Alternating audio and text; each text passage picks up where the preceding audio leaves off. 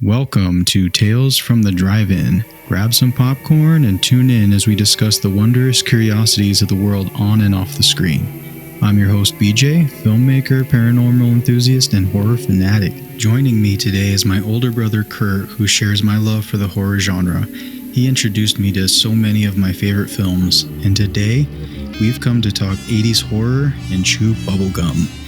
And we're all out of bubblegum.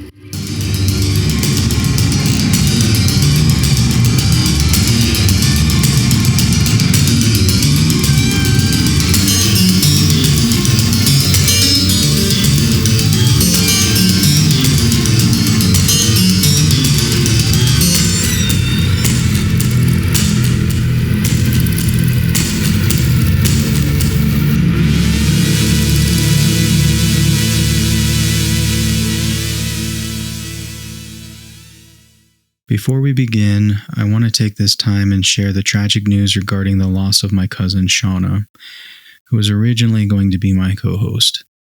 Her life was taken from us at the young age of 43. She was such a funny and compassionate person who had a love for folklore and the horror genre. I'm dedicating this podcast to her and hope to make it something she'd be proud of. First thing, how you doing, Kurt? Doing good. Thank you. Thanks for having me. Yeah, absolutely. It's only fair, I think, to have you on first because you were definitely the biggest influence in my life for all the 80s movies, not just horror, but sci-fi and all the things. So gotta have you. Cool. Good stuff. Yeah, it's near and dear to our hearts. You know, horror. It's always been there for us. Yeah, not just us, like our extended family and all that, and that kind of gets me to my first question. Who influenced you for horror? I got to give a lot of credit to our older cousins, Ben and Abe. Growing up, I'd stay the night over their house and you'd watch all sorts of movies, and horror was the main theme at their house. So they definitely introduced me to all kinds of 80s, 90s horror. Didn't you say like our Uncle Jimmy let you guys watch a movie that maybe you probably shouldn't have, or you just didn't care about it? Or watch Return of the Living Dead, the 1986 version, which then became one of my favorite horror flicks. And yeah, we were pretty young. I was a little bit younger than Abe and Ben, but yeah, it's funny to think back then that we were allowed to watch that movie. Right, because you were what, 10? Somewhere around there. Yeah, I mean, it was we were pretty little. Yeah, it's crazy to think that age, right? Like, because I probably watched it when I was maybe a little bit older than that. But yeah, like that movie. And speaking of that movie, I just went to that horror convention, the Rocky Mountain Nightmares, and I think it's Linnea Quigley. The actress from that movie, got to have a conversation with her and basically help her work the event with her.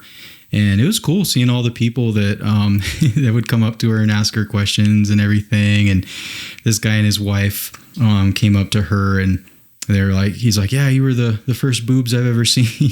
And his wife was just laughing. It was pretty funny. But yeah, there are a lot of diehards. Some of the people there, they told her, they're like, yeah, I saw you back in, this other state, and I'm going to see you in Albuquerque because I think that's the next stop for them. But yeah, these horror fans, they travel. They go to all these places. And thanks for hooking me up with the signed poster. That was cool. Yeah, man. With her, and I even told her this, like I wouldn't really know her if it wasn't for you and our cousin Shauna, It's the Night of the Demons, that movie. She told us about that, and it was tough. It was tough, like talking to her about Shauna, but I had to bring her up because absolutely, she was such a big part of our lives, and still just in our hearts and everything every day. Now, going back to some other like influences. Like I just remembered the other day watching Cujo, and I think I watched that for the first time with Brett Cookson.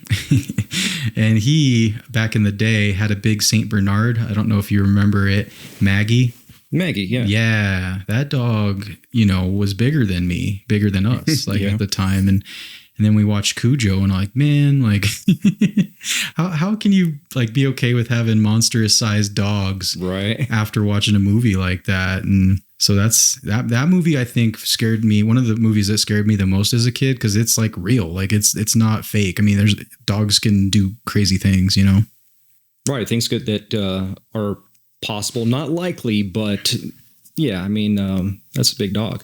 Yeah. I would say the other thing, the other question I had for you, you said you watched the movies, when you'd spend the night at Uncle Frida and Jimmy's. What other places would you watch the scary movies? That's a good question. I think that was the main, because being that little, really wasn't allowed to watch him at home. Mom and Dad wouldn't let you watch them? No. So I think maybe staying over or staying the night at friends, maybe. I remember us playing a lot of video games, but and I think that maybe some of those might have been like horror games. Like I remember, I think Splatterhouse. I think that we rented that, which looks really cool in the artwork, like on the game cover, but it's not really the best game. But yeah. Nice. There was a lot of those. I think there was like a Freddy one too, and obviously it sucks because the quality, like nowadays, there's some horror video games that are amazing, and it actually scares people quite a bit. So, but that's something to get into. One thing for me, I remember watching not just scary movies, just movies in general, when we shared a room in Berthoud, on our TV, or the wood panel TV. I don't know, because I remember us having, we watched cable, right? So cable was a thing. There wasn't streaming. It was just HBO, Showtime, kind of all of those things, or recorded. We had a lot of VHS tapes that were recorded. We would record TV and watch a lot of those movies on those. Do you actually, so HBO, Showtime, cable TV, right? Those are all the things that's how we would watch most of the movies. The other way was like actually at a movie theater, right? Or even the video store, right? So how long, or what video stores did you go to? Like the VHS stores? Oh, there was the video library there in town in Berthoud. And then sometimes we go into Loveland. I know everybody talks about, Blockbuster. I don't really think we went to Blockbuster that often. I mean, there was other stores that that we would visit. Yeah, Blockbuster wasn't that great, if I remember correctly. Like it just, like there were better places that had more of a selection, right? Because Blockbuster I feel like was our like second choice or third choice if we had to. And I think it wasn't like close to where we lived. So right, kind of later on, I mean, going to when we were in Greeley, going to Hastings, and that was the place. That was one of my favorite stores, because it wasn't just movie rentals. I mean, it was movies, games. I mean, they had posters, they had, CDs and all variety, books, and just all the gifts and pop culture stuff. Yeah, just a big variety. I've noticed, like, I've been trying to rack my brain about like where does that exist nowadays? And it's kind of a small section. Like if you go to Target or something, you'll see like a small section where they have like the TVs and stuff, but next to the new TVs, they'll have like books, and then they'll have some like CDs, or like, now they actually sell vinyl again. And so in posters, so there's like a little section there. So that's kind of the only thing that I would say that's kind of close to that, right? Where they, and they'll sell like the DVDs, and they'll have like gaming and stuff like that. But it's a small section. It's not an entire store based, dedicated to it. But yeah, like walking around Hastings, that was fun because like I remember the wall in the back. was always, the new releases. And then if you wanted to go down the different aisles, you could see which, different genre. They would have the different genres above each kind of section telling you what's what and all that. Do you, I don't know if I ever really asked the people that worked there for like their, advice, be like, hey, what do you think of for this? Did you ever do that? Yeah, I don't ever remember doing that either. That's, it's interesting to think about that now that, because that's a lot of times where a customer would ask, yeah, what do you recommend? Even like at restaurants. But yeah, I don't remember ever going up to somebody and say, yeah, what movies or, what is renting the best or whatever. It was just kind of like just going through and picking out something that looked good. I mean, right. And speaking of stuff that looked good, like, did you actually read the stuff on it, or was it like the cover art on the VHSs? Or a big part of it was the cover art, or it was movies that had been in the theater that just came out to video. Yeah, I think that's a big part of it. And that's one thing that I watched a documentary about. It's called In Search of Darkness, but they talked about how the Nightmare on Elm Street movies, all of those were commissioned by one artist. Like one artist did all of the art for all of their movies, which is pretty rare, right? Like for one person to do all of it. And you can tell because it's definitely got its own unique look to it, which was really cool. And obviously, like the first one, it just looks really cool with Freddy's, glove above her head and everything. But yeah, there were a lot of movies like that where you're just like, yeah, that looks cool. But then if you watch it, it's like, oh wait, this actually wasn't very good. But speaking of it, let's talk about specific movies. So like as a kid, are there any movies that stuck out to you when you were first getting into horror? Well, Nightmare on Elm Street is a big one, just that series. And then Hellraiser is a big one. Well, at least the first couple. Those are really good. Nightmare on Elm Street. Why do you think that one in particular was a draw? It was unique, just that he had the glove and that he wasn't a zombie. He wasn't he was in the dream world.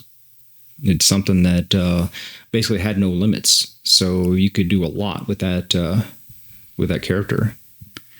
That and the dream, I don't know if it's kind of, for me anyway, I love those movies as well, but I think a lot of those movies in particular have like a personal meaning for me, because in our family, like our immediate family, like you, me, mom, we have very vivid dreams, and there's a lot of, we've had some crazy dreams. Very true. Yeah. And it's cool. It's cool to kind of let your mind go there and imagine things, and, like just have these crazy dreams that, some of it's prophetic, maybe some of them, like I think you said you had a dream once that lasted 2 years or felt like it was 2 years or something like that, right? A lifetime. A lifetime. Yeah, I was old man. That's insane. So yeah, like I've had a time travel dream recently, like all kinds of crazy stuff. But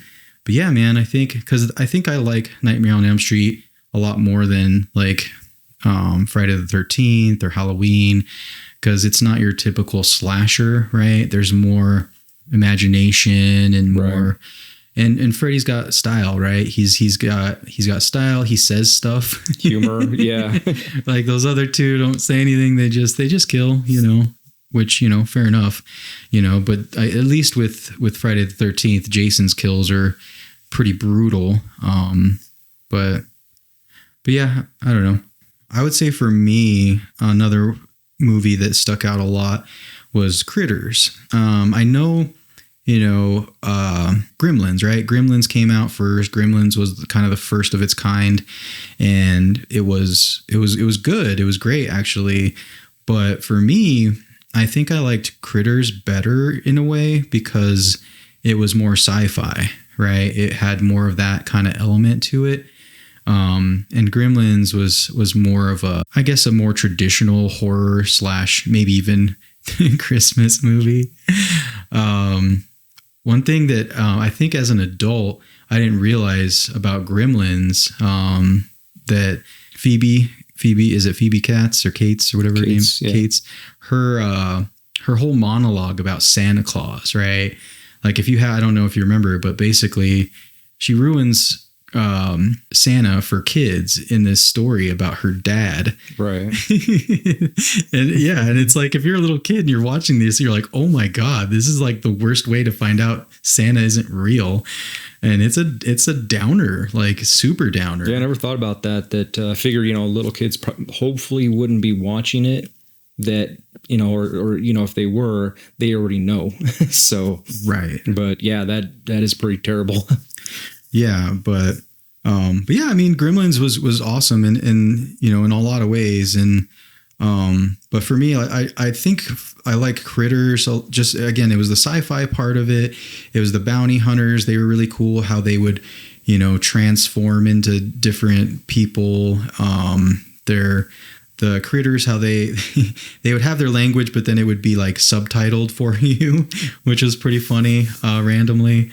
And the movie actually moves really quickly. Like there's not a lot of like dead air. It doesn't there's no lulls in it. Like if you watch it now, it keeps moving quick, and all the characters in it are real solid. But yeah, it's a good one.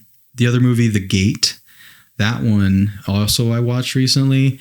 Actually probably like just a few days ago, but that one's crazy. That one also moves very quickly. And as a kid, these little, I don't even know what you want to call them, gremlin type deep guys, they scared the hell out of me. And I saw like big models of those at the horror convention. They're probably like, I don't know, 2 feet tall. I'm like, I don't think I would ever want to like buy one of those and just like have it sitting somewhere because it's creepy looking, Little demon guys, yeah. Yeah. Yeah, they are. Even watching it now. I mean, when I was a kid, that's the thing about watching it when you're a kid. It intensifies how scary. Like now, you look at it, a lot of it's funny. Yeah. But back then, I mean, some of that stuff was just terrifying. And some of it, I think, maybe you bring with you as you age. You're like, I knew that some of it. I knew it was really scary back then. Now, not as scary, kind of funny, but some of it's still creepy and scary to me even now. Oh yeah, I would say another movie that's really creepy like that, Killer Clowns from Outer Space. That one, if you haven't seen it, it's worth watching for sure. Like all these movies we're bringing up, like they're definitely worth watching even as an adult, right? Like especially as an adult.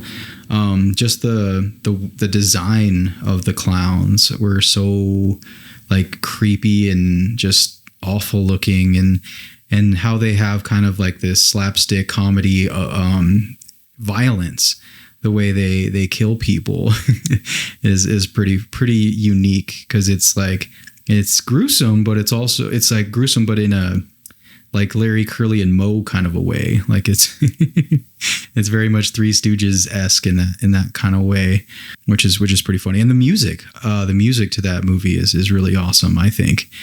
And that's something, as far as that goes, music is another thing that kind of was pretty great about the 80s, right? There was a lot of great music, soundtracks and scores, like the Dream Warriors for Nightmare on Elm Street. The music in that was really solid. A lot of different movies. Was there any movie that you remember the music from that you liked? Well, Lost Boys. I know you had mentioned that. That had a great soundtrack. That one. And yeah, one of my friends, she's also going to be on the podcast. She actually has her own podcast. Her name's Ashley. She's that's her favorite scary movie or favorite horror movie of all time. And I mean, fair. Like I'm right there with her. It's, I would say, one of our favorites, right? Like that was kind of the time where, for me, that movie, also Stand By Me, right? Kiefer Sutherland, right? Kiefer Sutherland was such a badass in the 80s, and particularly in those two movies. And he played pretty much the same character, right? Leader of a gang. And he just, he was just that badass that you didn't question. You just kind of did what they did. But yeah, the Lost Boys, that I still like just randomly listen to those songs from that soundtrack just on my playlist. I'll just have it randomly in there, and it's nice when it comes up just randomly when I'm listening to just different stuff. But yeah, that's a good one. The other music, and it's a music video actually, that really, really creeped me out as a kid. Land of Confusion by Genesis. That one, so if you guys haven't seen it, definitely just look it up on YouTube. It's basically all of the band. Well, actually, the whole music video is everybody as puppets, right? But it's not just, they're not puppets in the traditional sense. They're like caricatures of them, like extreme versions of themselves, you know, like if you get a character, and they're super creepy because characters on their own are kind of creepy, but in a 3D thing that moves and sings and all that would creep me out. And that actually, when you read the comments, when you look at that music video, it has people relate it to a lot of stuff that's going on right now, right? Just with the way the world is and everything. But that one's it's pretty cool. I mean, it's got a lot of weird stuff because it's like it's Ronald Reagan having a dream and the world is kind of in a mess, and he's putting on a Superman outfit, and but the message alone, like outside of the message, if you're a kid watching it, like it'll give you nightmares for sure. One thing I do remember from being a kid is you working at a movie theater. I remember you bringing home a lot of posters and standees and stuff like that, which were really, really cool. And you still have those, right? Yeah, I have the Interview with the Vampire standee. It's not in great condition. I mean, the plastic part of it that would light up isn't bad, but the rest of the cardboard that held it up, it's pretty destroyed. I mean, it's been in storage for a long time. It's all bent up.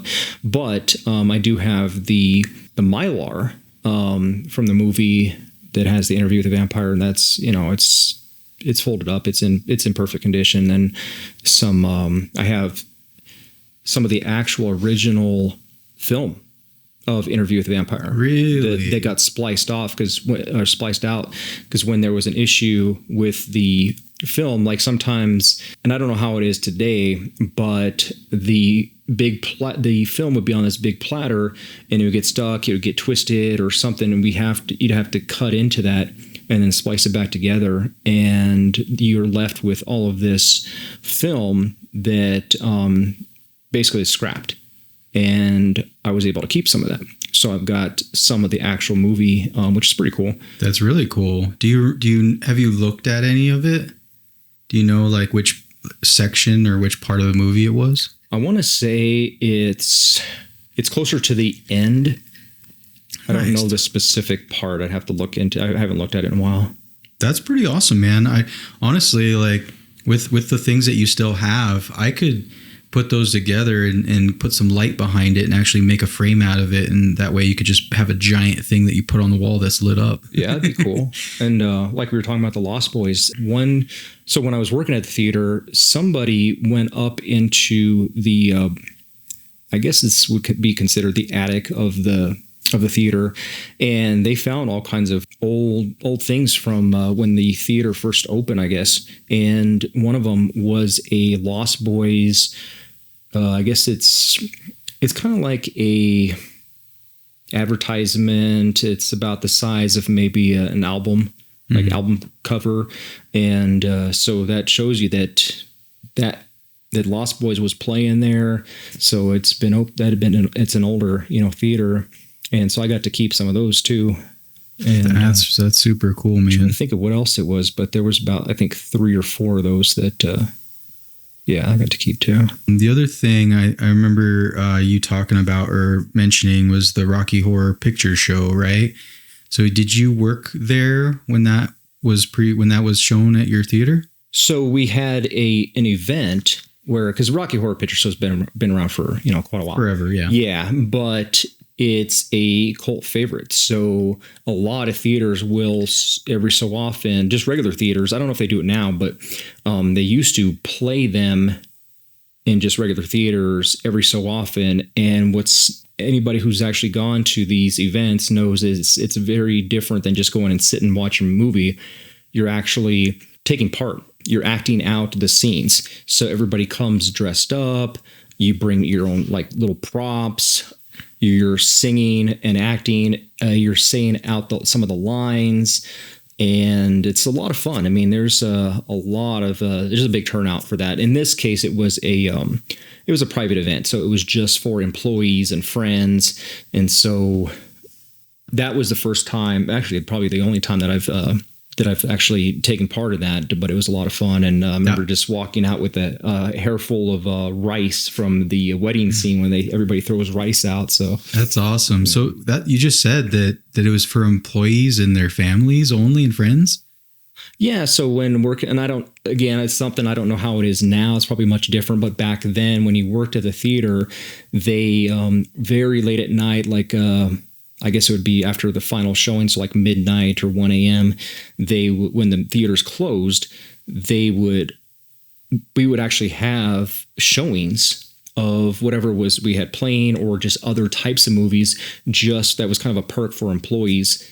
And yeah, so we would, Dad came with me a few times. Nice. And they were like, okay, go ahead and get I go and we'd get our own popcorn, get us, our own drinks. I think whatever. I went with you a couple times too. You might have. Yeah. I mean, it was, that was one thing was really nice about working at the theater. I'm like, yeah, we can go to these screenings, Yeah, I do remember that. I mean, I was younger, so, but it was cool. I remember because we get a big bag of popcorn and all the things, and yep. Yeah, that was really cool. I mean, nowadays you can actually rent out your own like theater if you wanted to, like a whole room. I have a friend, Tim Test, one of my former bosses. That's what he does. He does for like the Marvel movies and stuff.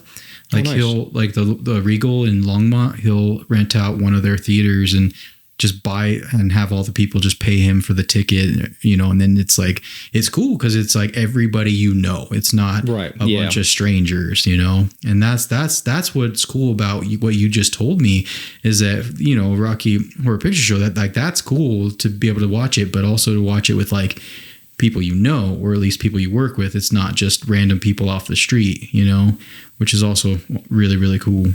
But yeah, I mean, I don't remember, again, watching a ton of horror movies at the theater, right?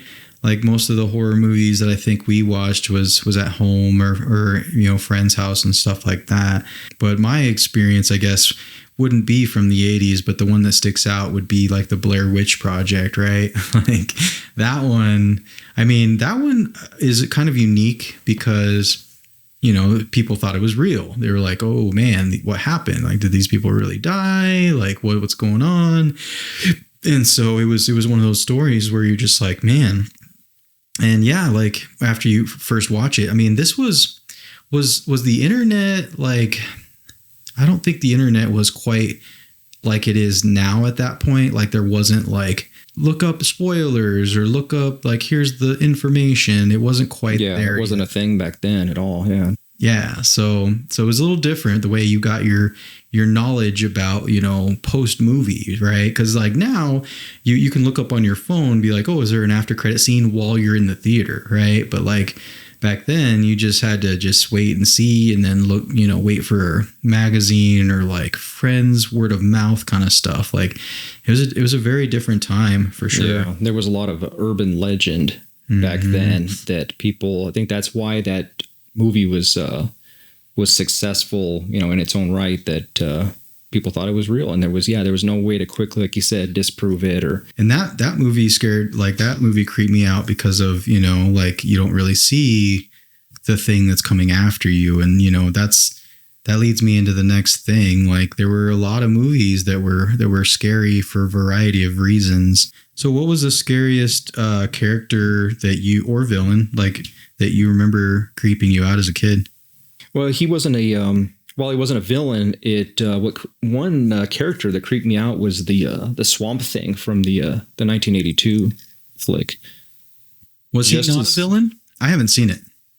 Oh yeah, you should see it. It's it's an old movie, but it's good, and it's just the costume, the way that they did it. It's it's cool, but it's creepy, you know. For me, there were a few things. Like, again, obviously, I watched probably some movies I probably shouldn't have watched at a young age. First being Hellraiser. It was probably the first movie I saw as a kid that really freaked me out. And it wasn't Pinhead, it wasn't the Cenobites, like it was Uncle Frank. Right? Like up in the attic, basically a guy, a skinless guy, right? Like covered in blood, and you know, just basically, I don't know, was he eating, was he absorbing like other people to like make himself whole again? It was their blood. Yeah, he had to absorb it to regain his body. Right. Yeah. And so that whole thing is just like, you know, for a kid, you're just like, this is way above what I even want to think about. You know? So yeah, that one was, I mean, as an adult, I've learned to appreciate it, you know, but I understand it more. As a kid, you just, you know, it's weird, and it's, you know, you're like, why am I watching this? Why is this entertainment? You know, it's like, let's watch the Goonies or something. That one, I would say, Terminator, the first one. I think that one freaked me out a little bit, because the first one is very much a horror. Like it's built like a horror, you know. And I think there's a parallel with Terminator. So Terminator was a horror, and then the second one was more of like a sci-fi, like action movie. And I think that parallels with Alien. So Alien and Aliens was kind of like Terminator and Terminator 2, right? And I think that's why both of them succeeded so well. Like when everybody talks about like the sequel could never beat the original, like those are two exceptions, because I think that they did the smart thing by switching genres and, you know, going bigger, but also going in a different direction as far as the genre is concerned, but also maintaining that scary character, right? Like, so, and obviously both of them have had, you know, tons of movies since then. Predator is another one for me personally. That movie, and I don't know what it is, but like throughout my life, I've had dreams. We talked about dreams before, where I'd have this recurring dream where the predator is actually coming after me. And it's weird because like in a dream, when I dream, it's kind of like a movie. It's so weird where, like, you know how in Predator, you're that third person point of view where you can kind of see what the predator's looking at, but from the audience perspective. And then you can, like, you're watching the predator watch you. And that's how it was in the dream. But I'm present in it. And in my mind, I'm like, yeah, man, this predator is going to get me. Like, why am I wasting all this energy running? Like, I'm just going to get caught. And so in every one of the dreams, I'm like, once I get through it, I'm just like, I'm just going to stop. I'm tired of running. Like, it's the predator. And then that's when I wake up. So he never catches me, but it's always like one of those, I feel like with scary movies, if you have dreams about it and you're creeped out about it that much, the filmmakers did their job. Because they, you know, if it's real enough, if it feels that real that you're having dreams about it, then the creativity that goes in to creating these monsters, it's top notch, right? You made people believe that with deep inside them. There's no predator.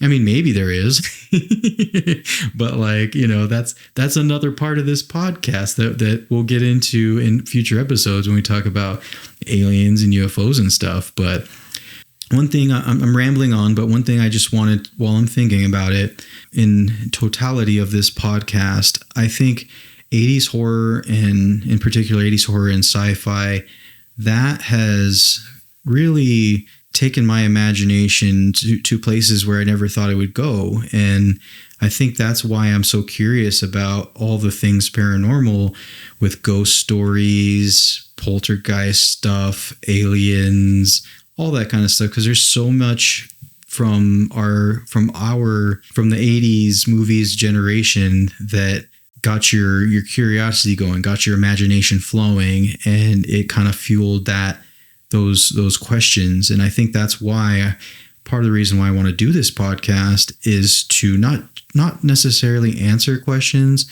but maybe just pose more questions, give people a little bit of research, give people a little bit of new ideas of what they can, see on those types of things, whether it be horror or aliens or ghosts and all that kind of stuff.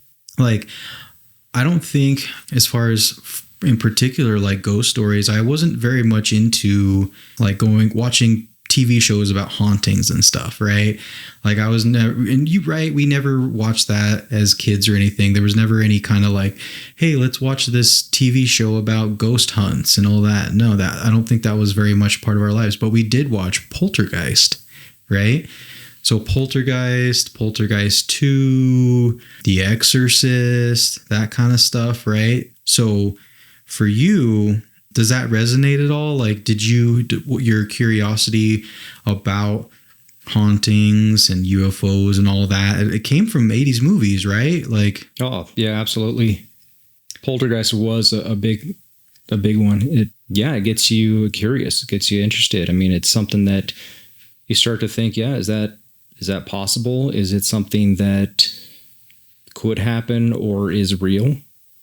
Or, is it, I think, and when we watched it as kids, I mean, it's something that our first thought wasn't, oh, it's Hollywood. Oh, that's not real. Or that's, looking at it as that's a really well done movie that could never happen. It's just a movie.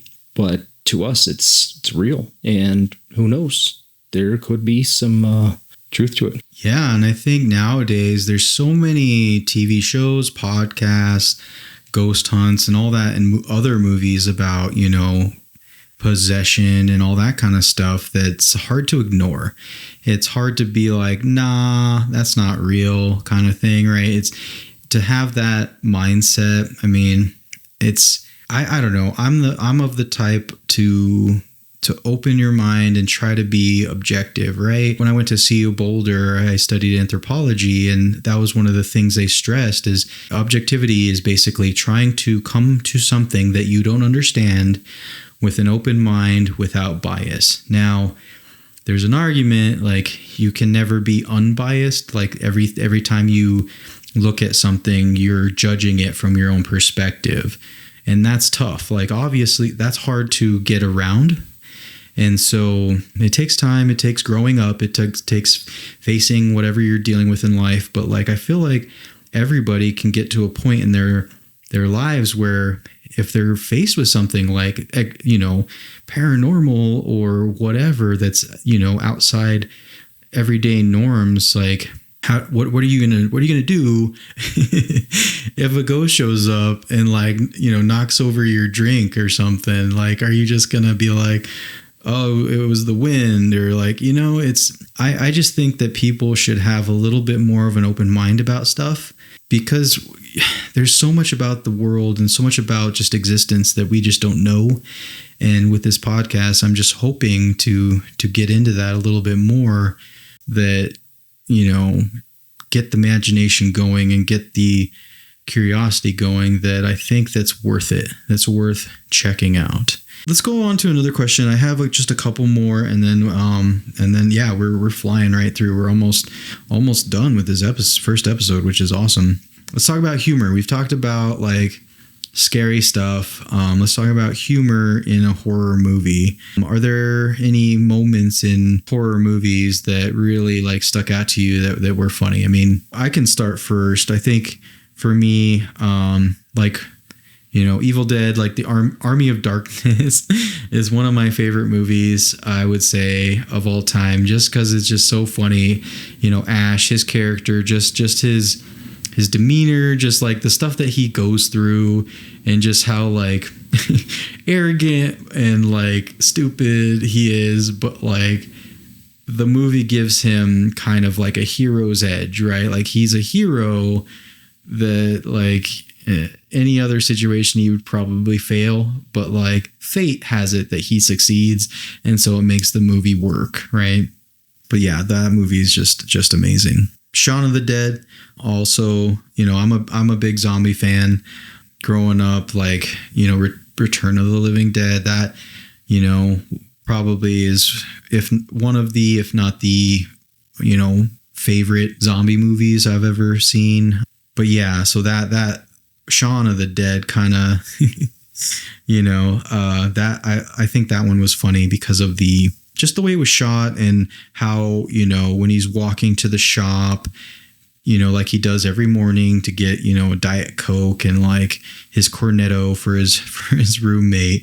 And then he walks back, right? He does it every day. And then on this day, he doesn't even notice all the zombies eating people all around him. And that's kind of what I used in my zombie film too. It was a big influence for that. But what about you? Funny stuff in horror movies? I'd say probably Bill Murray in Zombieland. That's a great scene. Just the fact that he made himself into a zombie to just kind of camouflage himself, or just to get past, that was his own survival instinct. That's pretty good. And then Cabin in the Woods, Bradley Whitford being eaten by the merman. That's great. That was good stuff. Yeah, I mean, both of those movies are great. I mean, obviously they're not 80s, but they're moments in these movies that were just hilarious, right? I mean, obviously Bill Murray is famous from the 80s for so many things, you know, Ghostbusters, Caddyshack, all the movies, right? Groundhog Day, right? But yeah, Zombieland, like, I feel like that was a missed opportunity for Bill Murray, like in the 80s, right? Or 80s in general. They didn't do any kind of, I mean, there were funny parts, obviously, in Return of the Living Dead, for sure, that weren't in other zombie movies because they were more straight. And that was one thing I think that maybe they missed an opportunity there to go straight comedy horror with the zombie stuff. But yeah, I was glad to see Bill Murray. Because yeah, that's the funny thing. It's like you don't, and that's what they did in Shaun of the Dead too. Is like acting like you're a zombie, right? And Bill Murray's like, yeah, man, I just put on some makeup, and that's how I got around. And that movie wasn't 80s. I think it was early 2000s. But yeah, it's, you know, Joss Whedon. If you've ever watched any of his stuff, you know, Buffy the Vampire Slayer or Firefly, that kind of stuff, that you know what you're getting into when you watch one of those films. But this one is unique, I think, in the way the horror is given to you. It's a lot like Scream. It's very meta in that way. What do you think is your favorite maybe kill in any kind of 80s horror movie? Well, there was a couple. The Nightmare on Elm Street 3, which is one of my all-time favorites, where Jennifer goes headfirst into the TV, or rather, Freddy basically brings her into himself in the TV. And then also when, I forget his name, but basically he's made into a marionette or, you know, puppet just by all his tenants, and Freddy just pulls him out of bed and he's just walking him as a puppet down the hall. That's a pretty awesome scene. Yeah, that one, and that's early. Like that's like what, like first third of the movie. Like that happens pretty quick. Yeah, that one, that I would say that's a pretty big one for me too. They took their time with it, you know. Wes Craven. I would say it's like The Thing. We haven't talked about The Thing. The Thing, I think, was very good too. I think it was pretty impressive with the kills in that, particularly when they're you know, the guy's, you know, opening up. There's a body on the table. He sticks his arms in the abdomen, and then these teeth come out and just chop his arms off. It's, oh man, it's one of those things. Like any kind of horror, especially in 80s horror, you'll have these moments where it's just like, ooh, you know, you just want to just shout. You just like, oh man, like that's got it. That's, man, like that hurts, right? Like you almost feel their pain in the moment because you weren't expecting it, right? And I think that like there's jump scares, but in 80s horror it wasn't just jump scares. It was the brutality of the violence of and the creativity of how they did it, right? Like they just, They went for it with this, and it was practical effects. It wasn't CGI, right? It wasn't computer generated stuff. It was like, we're going to do this for real. And you're going to ask questions later on of how we did it, right?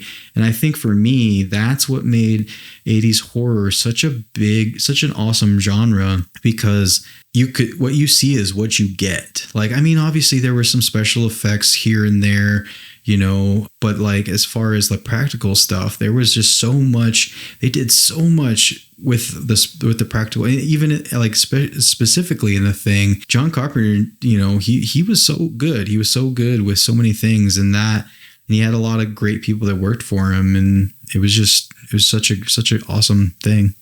Was there anything that you liked, or any kind of not jump scare, but just like maybe brutal thing besides the Freddy thing? Was there any other movie that you were like, oh God? Yeah, there was the Friday the 13th Part 2, the Mark's wheelchair death that I remember even watching it now. That was shocking. I mean, the dude's in a wheelchair, and yeah, Jason does well. Yeah, it's rough. Yeah. That one's kind of messed up, man. Because it's like, dude's just trying to live his life, and then you take him out. I think for me, there's one more, well, two things, and it's from the same movie that really like got me. It was The Fly. So Jeff Goldblum, right? Great actor. He did a great job in that movie. But like when he pukes on the dude's arm,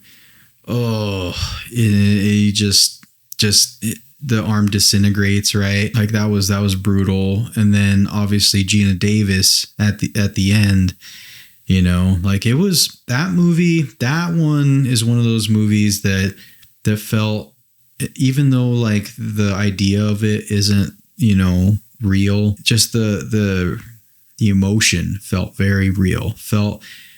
You could feel her pain in the thing. I think she did such a great job in that movie that, it was about dying in decay and in that kind of way. And she just she was caught up in it, and she didn't know what to do. And yeah, that's a real downer movie. But if you're looking for something that's just, it feels real and it's sci-fi and horror, that's the movie for you. I think we're going to be wrapping up here. So this is the first episode of Tales from the Drive-In. We will be covering a lot of different things. It's not just 80s horror, but every time we have an episode, we're going to cover everything in the paranormal that has to deal with either hauntings. We're going to do possession. There's things we haven't even covered. Possession, that's one thing we didn't get into too much, but we will.